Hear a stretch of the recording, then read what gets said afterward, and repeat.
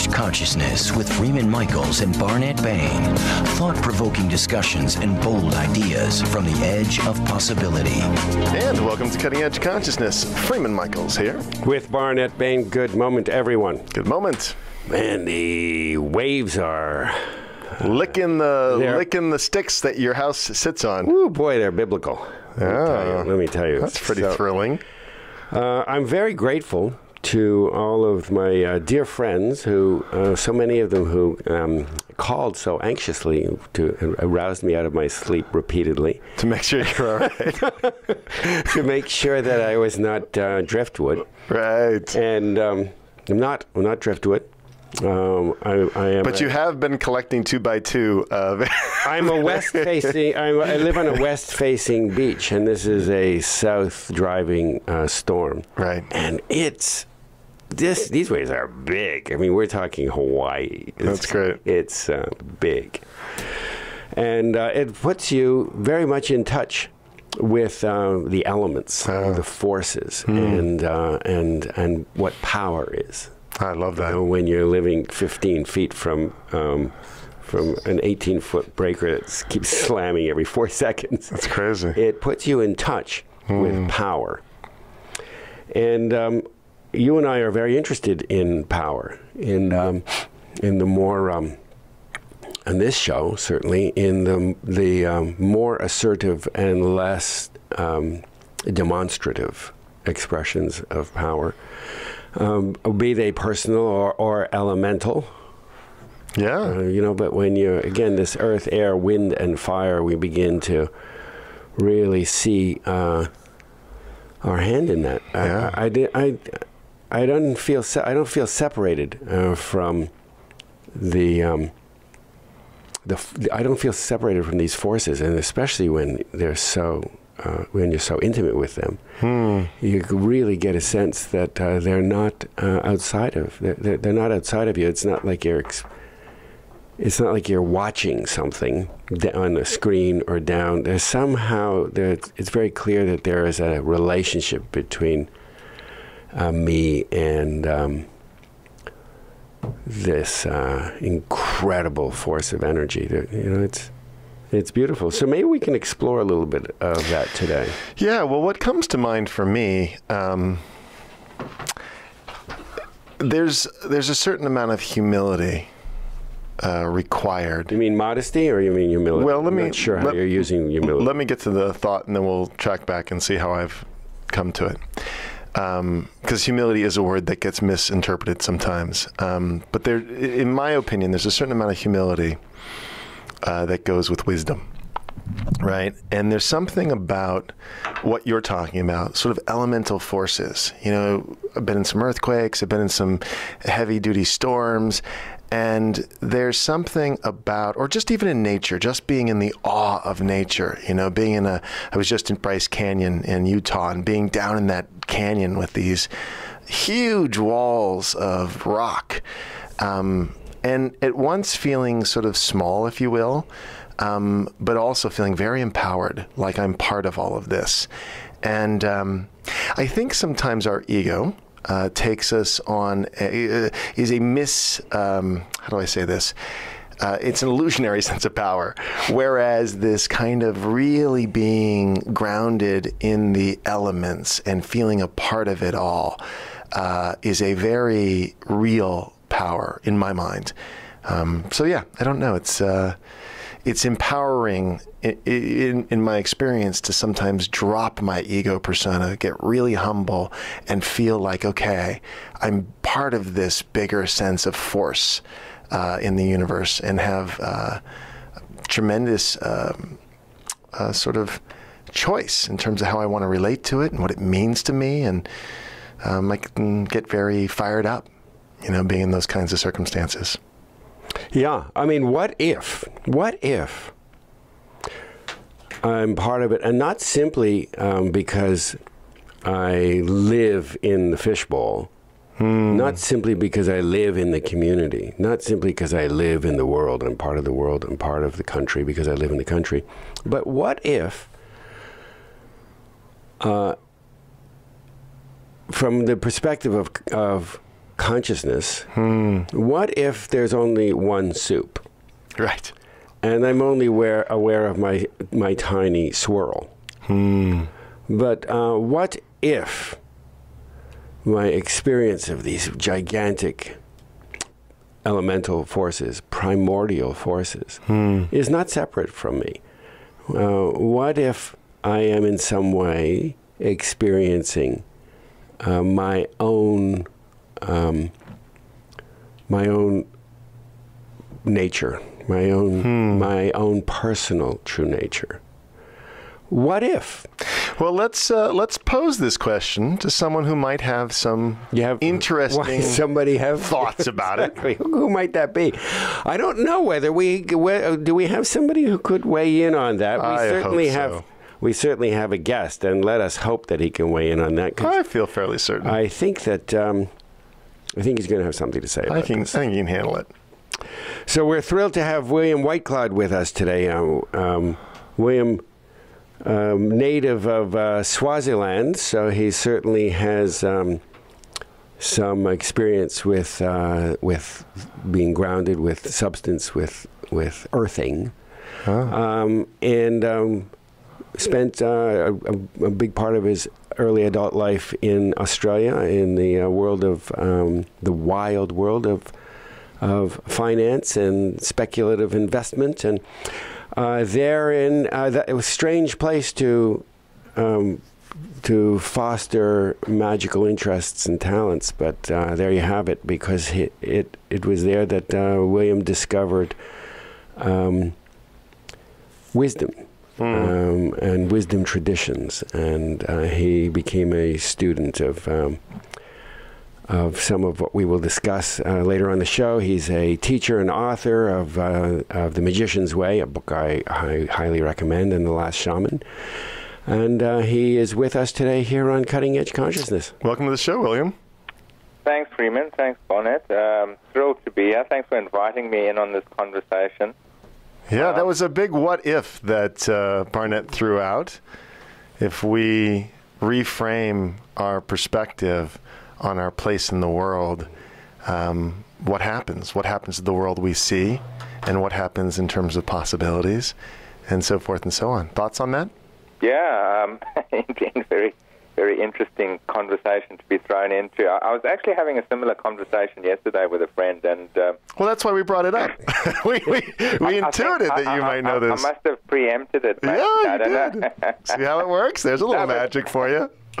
You know, just quickly though, what we were talking about is how we've developed as physical beings. You know, from conception and being little embryos and being birthed and being born and growing up and actually even fulfilling the lives we have up until this point, not only growing out fully physically, but if you think about it, that process involves the least effort from ourselves, from our rational, conscious selves. There's a force much greater than us that created that, and it's kind of blind to think that it just ends there, that the same force that will grow you into a fully formed being in every sense, and even your experiences of life, will just somehow stop there at the edge and won't be part of growing you further in life.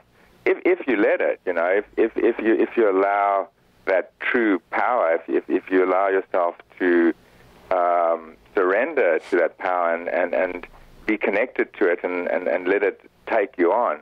I mean, of course, the big thing that happens with all of us humans is that we get in the way, we get stuck, we take on that arrogant power, the opposite of the humility that Barnett's talking about, the opposite of that humility, and where we take on the arrogant power, which assumes that, you know, we're some kind of unit, and power is that unit being able to express itself as forcibly as possible, and then operating out of that force, which then just works against this greater force of nature that you guys are talking about here. Boy, I just love the way that you frame that, that power, one idea of power, the sort of egoic idea of power, is interacting with other, we hold it as other, bringing the full measure of our ability to have dominating impact, controlling impact, a certain kind of willful impact, billiard balls banging, as opposed to a humbleness that is aware of one's ability to have impact in that way, and also to be able to work to lend your power to work in co-creation with powers at the edge, waiting at the edge of our awareness, and powers that and consciousness that is so much beyond and so much more. I didn't say better than, I just said more than our awareness. That is the magician's game. That's the magician's game, for sure. I mean, you know, from my perspective, and it's just my perspective and my framework for understanding the meaning of mine and everyone's life that I share. But I mean, basically, you know, to be here on planet Earth and have an individual sense of existence, because we're not. We're one, and we're pure creative spirit connected to everything through time and space. But to be here, to be Barnet, Bain, and to be Freeman, and to be William, you know, we have to actually manufacture an individual sense of existence, and we take on beliefs that you know, hold that we're separate, really, that we're powerless, that we don't have the capacity, that we don't have the worth, that we're not good enough, you know, that we don't have the control, whatever. And, you know, we become involved in, those beliefs define us and give us a sense of self. And then we, you know, the word identity, it comes from the fact that we begin to identify with our belief system and narrow our life down to, and, you know, even unconsciously compensating for that. And so our lives become a compensating tendency against the limitations that we perceive. And, you know, that limitation is conveyed to us through our thoughts and feelings, you know, through our, what I call, what we all call perception. And perception isn't real. It's just your thoughts and feelings conveying your sense of limitation to you, that you then, it's your story. You've made up, this is what your life is about. And it's a very small story. If you think about it, it's a pinhead of a story in the cosmos. It's a pathetic little story that really reduces you to a tiny unit of existence. And you know, well, it's successful. You've created this vehicle for yourself. You're here now, enjoying an individual sense of existence. And I know you had a lot of fun with it yesterday, I think, Barnet, doing that water rocket. No, you saw that. You saw the water rocket. Right. The jetpack. That was his toy that gave him a kind of power. I love what you said just a minute ago. The idea of, and I'm going to personalize it, my pathetic little story, right? Because it's interesting. I have more than one. You know, I wake up some mornings and the world is wide open. And, Lucky you know, yeah, well, not every morning. And there's other mornings mornings I wake up and the world feels very narrow. And it's as if I'm running, if you will, my pathetic little story today. You know, not that I'm running today. I'm actually not. But there are days. Let's call it a poignant little story. Well, it's interesting because here's what I want to get back to. Something, actually, William, that you said when you first began speaking, you know, a minute or so ago, about my perspective and the ability to sort of choose my perspective. And I'm aware, and maybe this isn't true of you and Barnet, though I sense with Barnet, because I've been on this with 4 years of talking to him on the show, and then our friendship, that it is true, that there are vantage points that I can choose where my perspective shifts. And I happen to be very fond, in fact, of where some of my more adaptive perspectives kind of get blown open. This is one of those ones where being in nature or having something, shift where I go, whoa, everything I held as true now is changed. And it's at once unnerving and simultaneously thrilling, because the possibility that I could have a new perspective that would open up more for me in my life.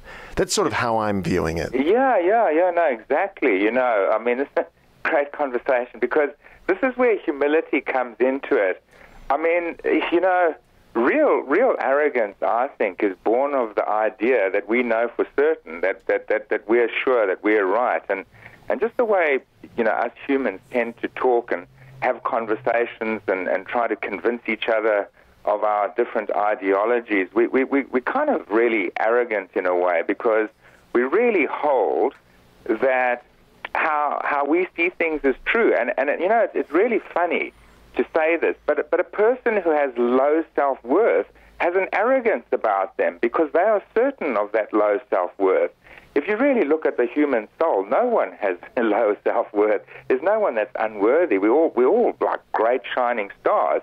And yet someone holds with certainty that, they're not worth anything. And that's an arrogance, really. And so, that edge that you guys are talking about, where we then are on the threshold between our identities and our small little selves and what we think we know, and the greater cosmic consciousness, if you like, the all, that connection is made by letting go of what we know and what we think we know, and certain, and that's the humility. You see, that's why I like that, and I understand the term humility. Anyway, that's what it means to me, is where we're not so certain anymore, where we let go of what we know, and then that opens us up to greater consciousness, to greater awareness and connection and flow with this force that made us and brought us to full form, and that will take us beyond. And I've just come back from Africa, where I spend a lot of time out on safari, and there's nothing like nature that's going to take you to that space. It's just going to, you go Bryce Canyon, or if you sit in an open Land Rover with a herd of 100 wild elephants around you, bumping against your vehicle and touching you with their trunks, sniffing you with their trunks, and that, the certainty you have is going to disappear, and you're going to go into a real state of innocence and wonder, and really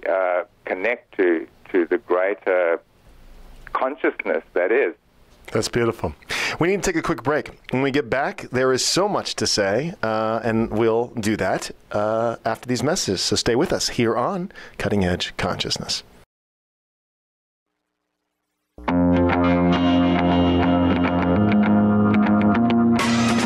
Welcome back to Cutting Edge Consciousness, thought-provoking discussions and bold ideas from the edge of possibility. Welcome back to Cutting Edge Consciousness. I'm here with Freeman and our guest, William Whitecloud. We were talking, and a herd of wild elephants fondling you with their trunks. Fondling, that's quite an image. That's an image for our late night show. That's right. That's the other listening audience. Yes, that would bring in some humility right there. There's nothing X-rated about it, I tell you. So this whole idea of humility, humility is empowering. This is go ahead. Well, yeah, humility is empowering. It is very empowering to hold humility. It's empowering to me to hold humility for me in the following way, that even though my experience has been difficult, and maybe in some situation it's been difficult, it's always been difficult, that in the next moment so it may flow. And likewise, even though something appears to be flowing and wonderful and always works, in the very next instant, it may not. And there's a corollary to humility, which is responsibility. So that is a stewarded, that is a practice. Those are skill sets that are developmental and are developed. And with the ability to respond, I can meet whatever challenges arise with my intimacy, out of my intimacy with humility. So even though things change in a moment, I can meet them I can respond to them. And this is absolutely critical because this change of life state that so many of us are exploring, and certainly the listeners to this show, we're moving from a place of certainty. We're moving from a place of a heritage of understanding about how the world works, and it's no longer working that way. And so we are being... Congratulations. It's like putting a puppy's face into the soil of awareness that it doesn't work that way. Right. And so if it doesn't work that way, then maybe it is developmental to hold the world as being a function of absolute outcomes and guaranteed from the present as the result of the past. And if that's not the case, and it is more dreamy, then it's... Thank goodness, thank God that we are developing skill sets to respond. Which is where you come in, William, because you have this relationship with uncertainty, which you were just mentioning, a kind of, I'm going to call it mature innocence, the ability to, we've said, put the clutch in on what we know in favor of some emergent possibility that is outside of our present ability to perceive. Well, you see, the thing is, I mean, the humility actually is really a function of power, and humility allows us, in the sense that I think we're all using the word, and especially I'm using the word. Humility allows us to open up and not be fixed to that arrogant certainty that I was framing up before, and appreciate that there's any way it can be, and it's not fixed, and we can be open to however it's going to turn out and transpire, but we can be open also because we're powerful. The underlying assumption of power here is that, by real fundamental power, personal power, what I mean is that you inherently are being grown and evolved and guided towards your own highest good. And that, yes, while in one instance things are uncertain and anything can happen, and I think it was Barnet who was just now saying, while something could be easy one moment, it could be difficult the next. We can't be certain about that. And what could be difficult, we shouldn't assume is always going to be difficult. It can open up. And change is constant, change is inevitable. But, to me, what power means is that we can rely on the fact that however it is, it's in our highest good, and it's going to open up into our highest good and move towards our highest good. And someone who can, to me, a powerful person is someone who sits with, holds that assumption, and creates from that assumption. If I can just say really quickly, I remember meeting a person who, very wealthy man, and he was publicly being humiliated, really put down, and people were trying to defend him. And he stopped the people that were trying to defend him and said, "Shut up, let these people say what they want to say. I want to hear what they have to say. I'm really interested." And in that moment, it was the first time. It was a long time ago this happened, but it was my first conscious recognition of power. I went, this person is power. Now I understand why he's got everything he's got, because he doesn't, he can face whatever reality there is to face. He can face whatever the darkest thing that can be said about him. He doesn't mind, because he knows he's got the power that, things will work out in his favor. It doesn't matter what the conditions are. It doesn't matter what the circumstances are. it'll work out. And so he's not afraid of however it is, whatever can be said about him. And, I mean, that was a real kind of formative moment in my life when that happened.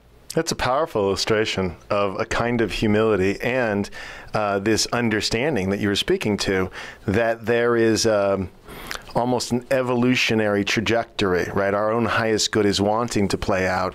It almost goes back even that part about our own highest good playing out to the beginning of our conversation when you said, I was having this conversation yesterday.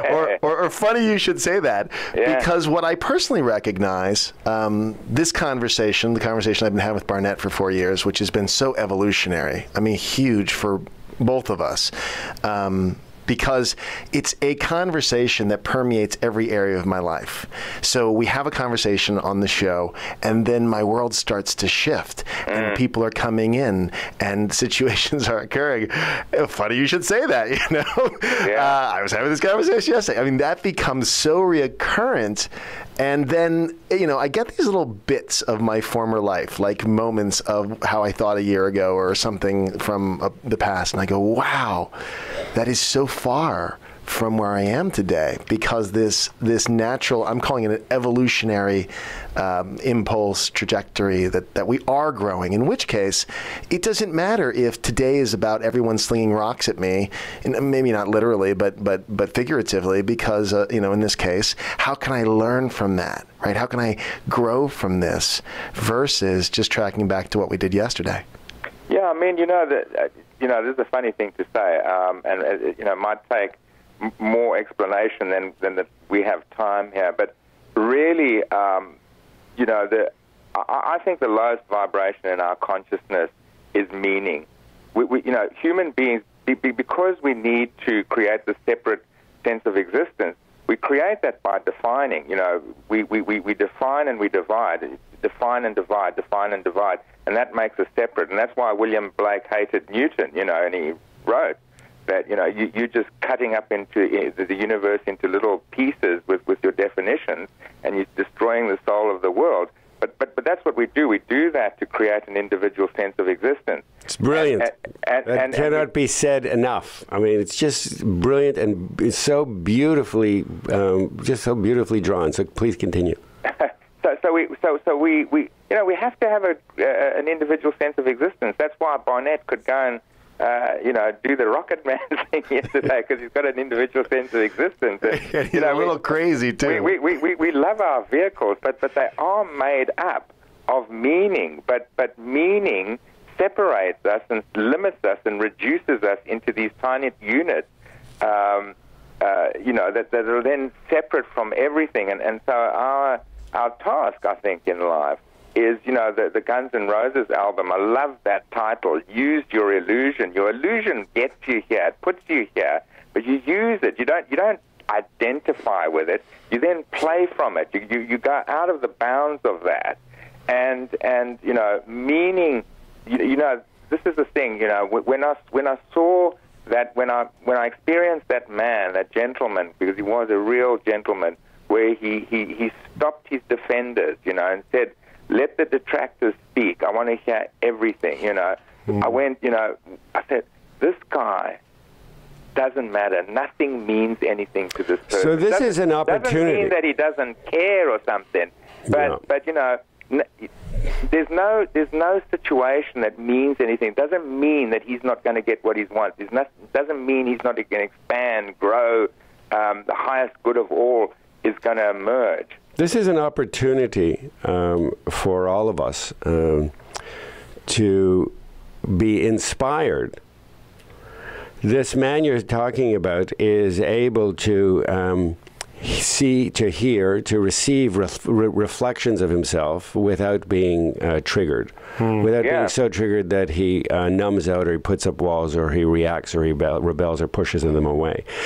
He's not so tied to his pathetic little story. Well, I prefer to. Even the idea of a pathetic little story, that judgment is one fragment of self judging another fragment of self. Right, of course. So maybe a poignant story. The degree to which we become conscious and can relate to all of the stories, all of the feelings, all of the developmental selves that have perspectives, developmental perspectives about everything. When we can hear them outside and within. Wake up on the wrong side of the bed, and I have all sorts of doom and gloom stories about what's happening for me and what's this is going, this is not going. When I am able to hold myself large enough to contain those multitudes and to hear them all, the more of those voices and feelings that I am aware of, the more power I have. I love that. The more power I have to make a conscious choice, as opposed to be reactive to some aspect of myself that is defaulting into play. Yeah, I hear them all, but I'm not identified with any single And one. it's not sufficient to just hear them all, to love them all. To love them all, yeah. Well, that may be the humility. I mean, I think humility is an expression of love. The idea that I can hold them all and not be, dominated by one or the other. I mean, in moments I am, don't get me wrong. I hear one very loud sometimes. But I love that perspective, Barnet. I think that's fantastic. Yeah, and it is. And very right to say that, not to have judgment of our stories. And when I say a pathetic...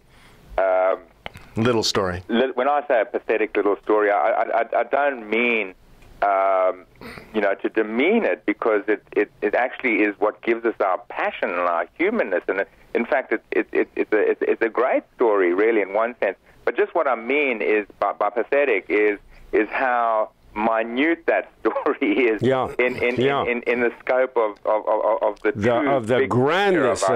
grandness of what we are beginning. We are beginning to open to an experience of self, an experience of wonder. The energy of the wonder itself can reconfigure us, and does reconfigure us top to bottom and inside out. And it can include... It includes everything. The part of me that's a little pathetic. I mean, again, I'm kind of on the same thing William is saying, is that, my pathetic little story, so I want to own it, because I want to own the part of me that keeps crunching everything down to, win-lose. That is kind of pathetic. Here's this great, wonderful opportunity, and I keep trying to figure out how I'm going to win.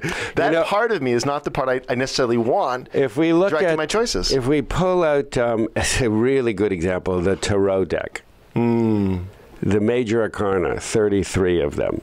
Each one of those is a metaphor, a symbol, a ritualistic symbol for a frequency, an energy, an archetypal energy. So one of them is the maiden that collapses, faints. Right. Is that the waif? The waif is the street wise, the street wise urchin.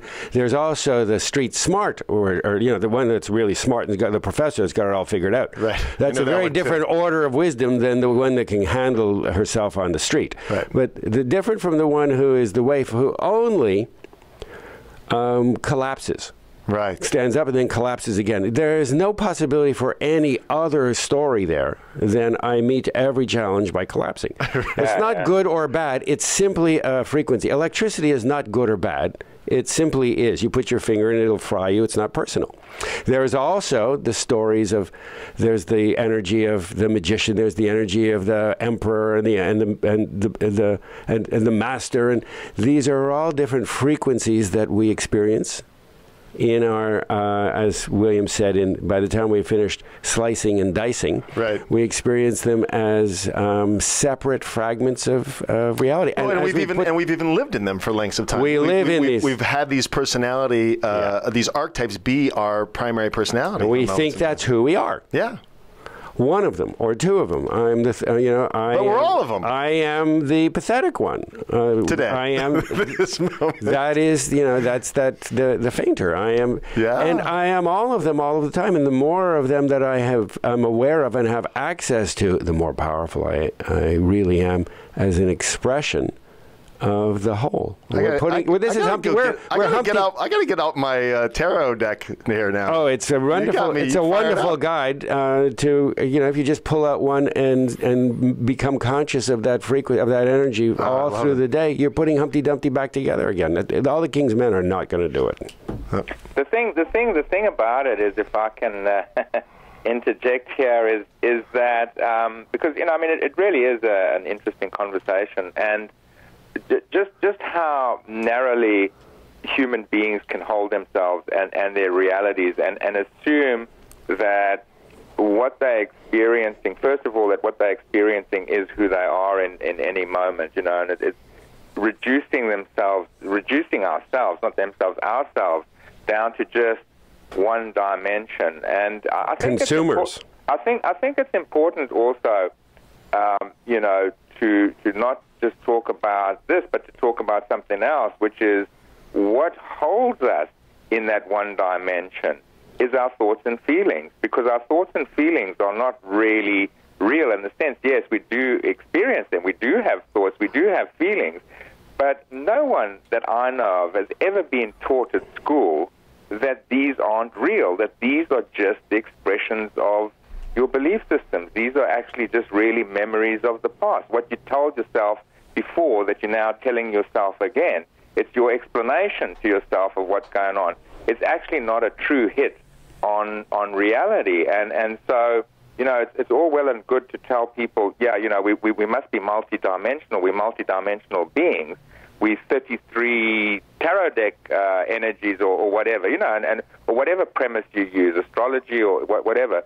And we must open up. But the thing that often isn't conveyed to people and people aren't empowered with is the realization, the knowledge that what holds you in a single dimension is your thoughts and feelings, which you've come to believe are real. You identify with them, so you think that, you feel that, and you believe that, and then you are that. And the key is, like, the key to enlightenment, to wisdom, to true wisdom, to opening up, is to realize that thoughts and feelings aren't real, and to learn to not identify with them, which then instantly, immediately gives you access to your whole consciousness. I love it. And I want to fold in there as well the definitions, because you mentioned that earlier, that we start, again, slicing and dicing and forming a story, if you will, that we want to proceed with, that fits with our thoughts and our feelings and the personality we're hooked into. Yeah. That then narrows everything to, one very, very, very limited thread, limited path, limited, experience or expression. So pathetic, you could say. Yeah, well, and I have those moments. So, unfortunately, we're at the end of the segment. We found yet another place to be limited. We did. Let's blow that open. Oh, good luck. Management might not like that. All right, so we're thrilled that you jumped in and played in our sandbox. That was great.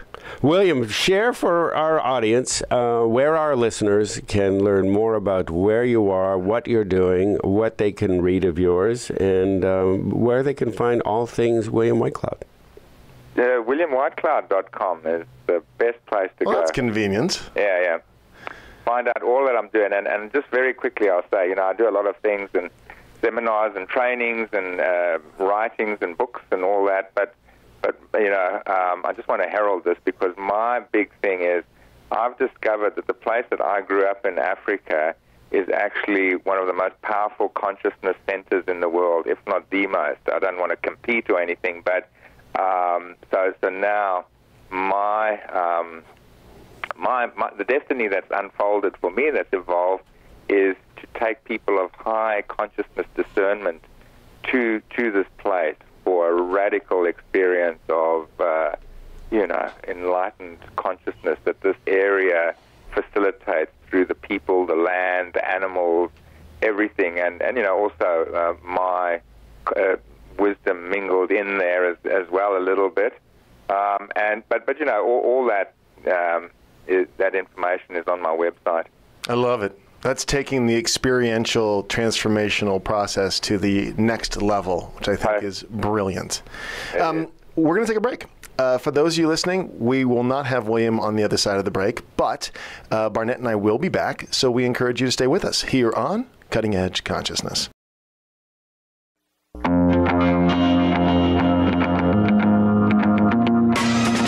Welcome back to Cutting Edge Consciousness, thought-provoking discussions and bold ideas from the edge of possibility.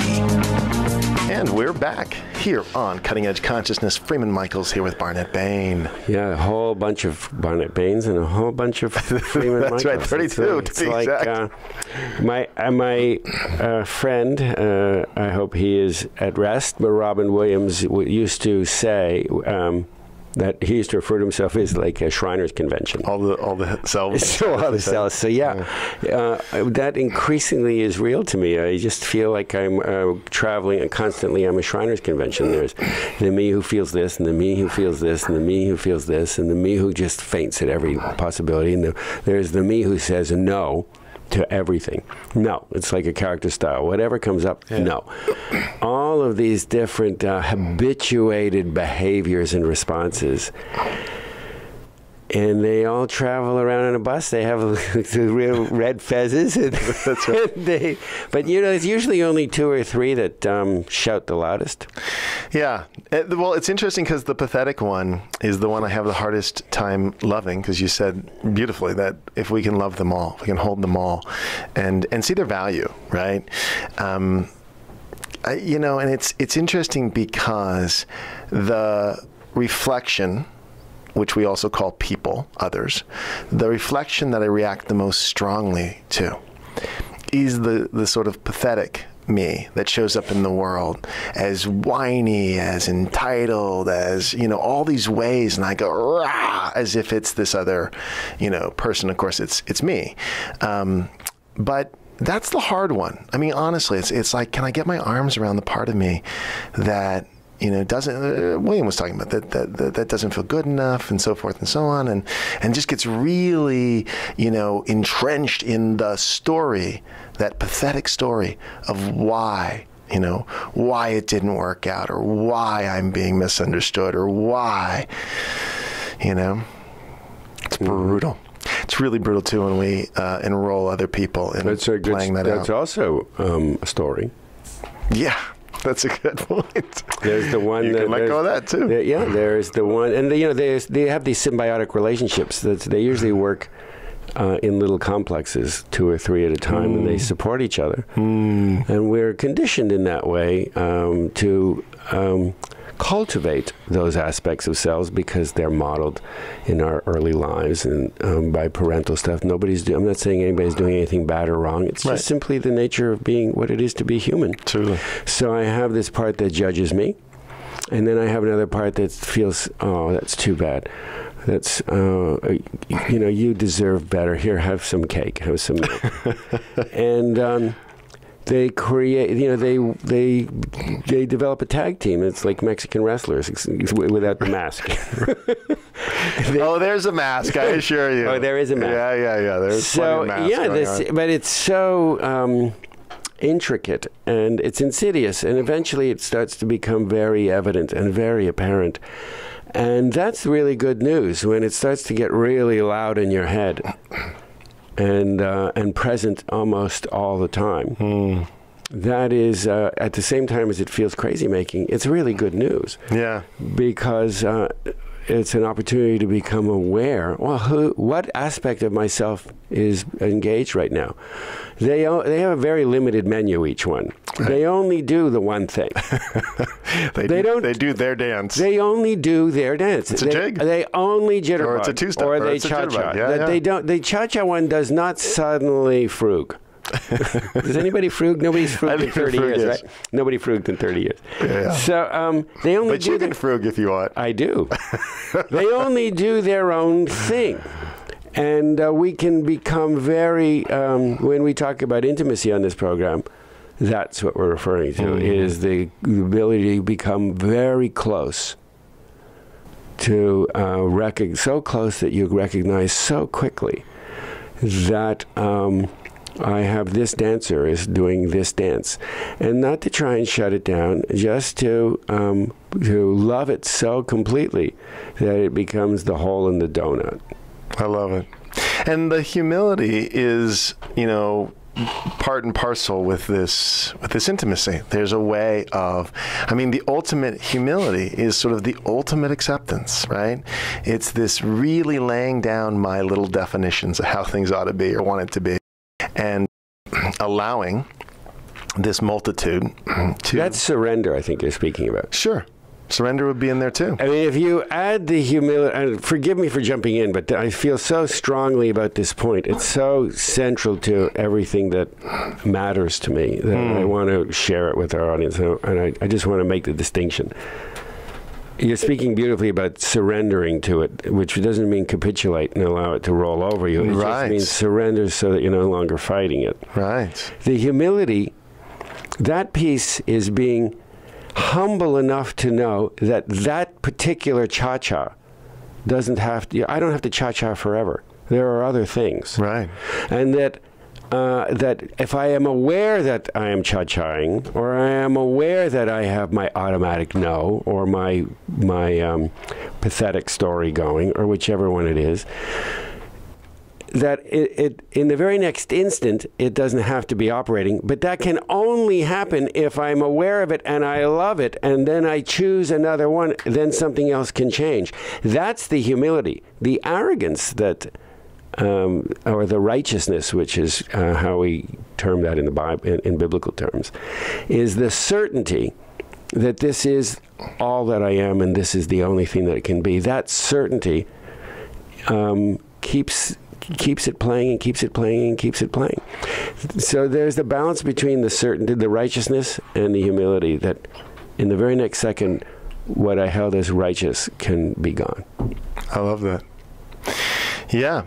And so it opens up a whole new realm of interesting experiences, interesting ways of relating, and relating to the part of us that is doing the relating to the part of us that is perceiving things in a certain way, defensive aspects, or certain aspects, the part that wants to know something, expert, professor, whatever that archetype would be. So they're all sort of, in the wings, as it were, wanting to take center stage. And the consciousness is sort of the ability to direct what aspect is center stage. And I think it's interesting, we didn't get to talk to William about this, but the idea of, we've talked about it many times, a sense of vision, not in terms of just outcome, but the quality of experience we want to promote and generate, helps us organize which aspect takes center stage without diminishing any aspect. They're all in the game. It's just which one are we preferring in service to what? Do we have a sense of what we want to create?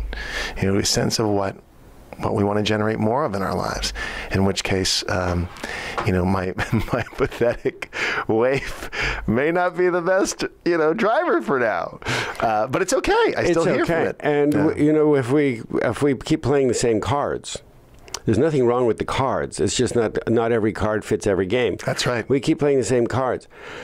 In order to play the new card, we have to suspend the old card. You got to recognize that you're playing it, and then develop a practice that nurtures a relationship with a new card. So if I suddenly want to play a big kind of king card, the manifestor card, but I have almost no experience of playing that card or recognizing it when it's up, it's not going to happen.